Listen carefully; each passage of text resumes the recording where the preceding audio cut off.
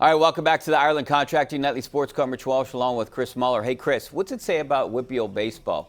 They have a bunch of people that got drafted the last 2 days. Bednar yesterday, but Brad Everett sent out a tweet here today just to kind of define everything. The WPIAL to MLB pipeline has been strong the first 2 days of the draft. 6 former players. Will Bednar from Mars went number 14. Joe Rock from Hopewell went 68. Mason Miller, Bethel Park, 97. Pat Monteverde from Fox Chapel, 239. Justin Meese, who the Pirates drafted from Bethel Park and Eastern Michigan, 283. And Zach Kokaska from Latrobe at 290. Baseball, I mean, you think of football when you think of WPIAL, but hey, that's a ton of guys that got drafted in the first 2 days.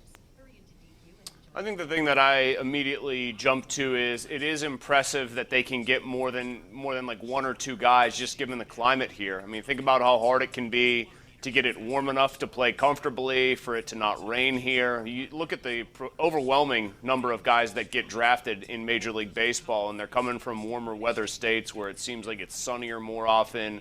They can play all year round. So I guess I would give credit to the kids themselves first and foremost, and to anybody that's coaching them, be it at the high school level or private coaching, travel ball, whatever, because clearly, even though they're at a disadvantage geographically here, they're still getting enough of these kids ready to play and talented enough and productive enough to get on the radar of Major League Baseball teams. So I would say good for all parties involved here. Pretty impressive. All right, let's go out to our phone lines and our number one Cochran Go One Better call of the night, and it's Randy from Claysville. How you doing, Randy? Hey, I think the Steelers are going to do all right this year.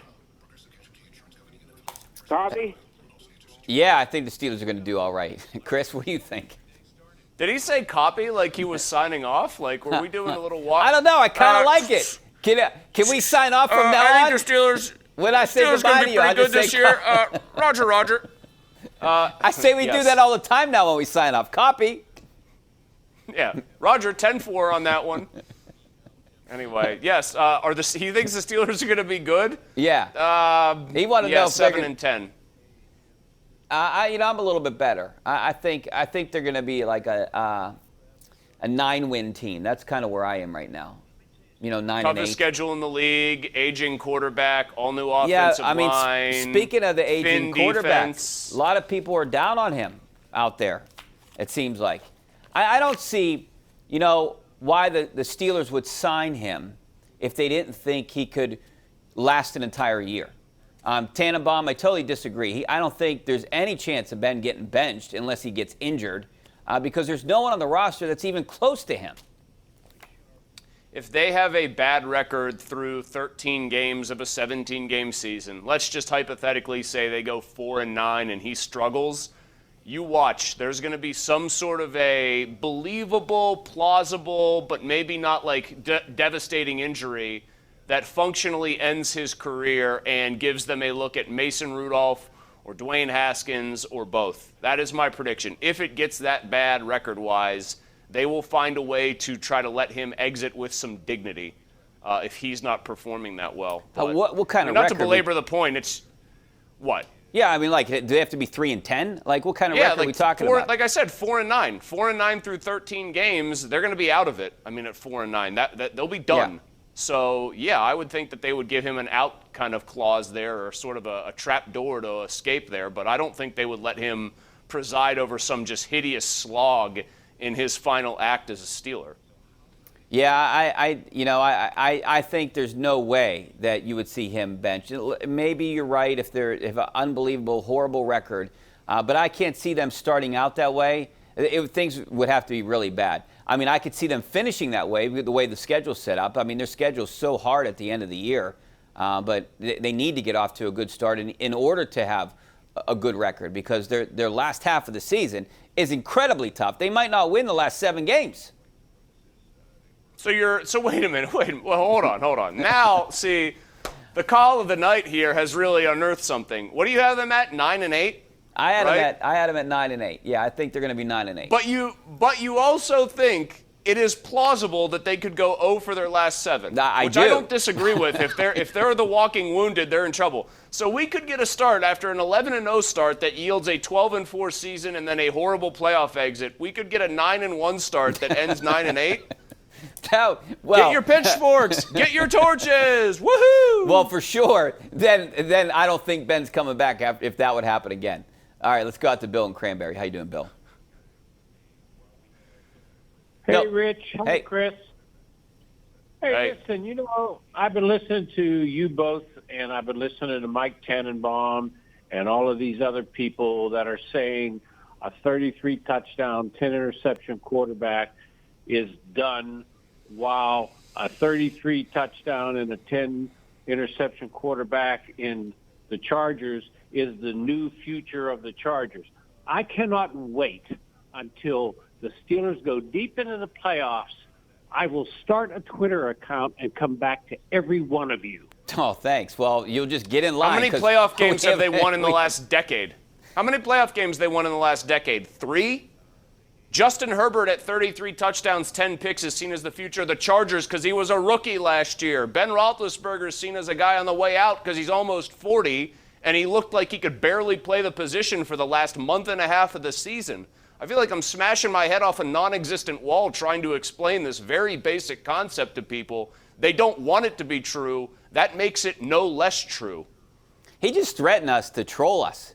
Make a fake Twitter account. Oh, you know how that's easy it would be to child's mute play. you? Like, all I do is mute people all day.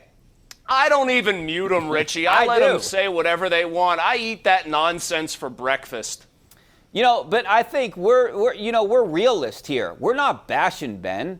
I think he could potentially have a decent season, maybe better than last year. I'm not the guy out there saying, like Mike Tannenbaum, that he's going to be benched halfway through the season. I think they need Ben Roethlisberger, a healthy Ben Roethlisberger, to even get to the postseason. But I'm not too sold on this team right now, especially the way they finished at the end and an unproven offensive line. I know the running game could be better because Najee Harris is way better than James Conner. Their secondary, there's still some question marks out there. So I don't see this team going deep in the playoffs, especially when you're up against teams like Kansas City, Baltimore. Hey, they could potentially be the third best team in this division. Hey, I noticed you didn't say Cleveland there in the first two. You said KC, Baltimore, Cleveland, Buffalo. Cincinnati's got a Heisman Trophy winner on their roster. The Chargers are very good. Aaron Rodgers could get traded to the Broncos. That's still plausible. That would immediately make Denver like the second best team in the AFC because they've got a good roster. Listen, this isn't for me just about Ben Roethlisberger and me having questions about him, though I do. As you briefly stated there, they have questions at very key spots, entire position groups all over the roster. That offensive line, by the way, has a first-year O-line coach actually running the show. A lot of questions, a lot of things have to go right for them to even get to 10 wins this year. So Ben does have a good wide receiving core, so he potentially could have a good year if the offensive line protects him and he gets a good running game from Najee Harris. The offense could be pretty decent. But, there's still a lot of questions with this team, and that's why I have them around 9 wins. You're not as optimistic as me, 7 wins. But you have them losing 7 straight potentially. I know, I to said end the there's a season. chance that they could do that. I don't think that they will, but there's a chance that they could lose 8 of their last 8 games or 7 of their last 7 games. So, all right, we got to go to our Tri-State Office Furniture Tweet of the Day. And this is one of the reasons it looks like Bubba Chandler is going to be a Pittsburgh Pirate here at some point. It's Instagram official. The Pirates retweeted this Young Bucks Twitter account who showed Bubba Chandler's Instagram picture. And at the bottom, it says public figure, ball player for the Pittsburgh Pirates. You can see it right there. So I think it'd be smart to go in the direction of baseball for the reasons that we laid out earlier. Well, he's going to get that Richie Walsh level bonus from the Pirates. He'd be crazy not to take it, right? I mean, if he's getting Richie money, you can't turn that down. Come on, Bubba. Don't be crazy. Don't be nuts out there. Joe Use Dirt. your head, Spicoli.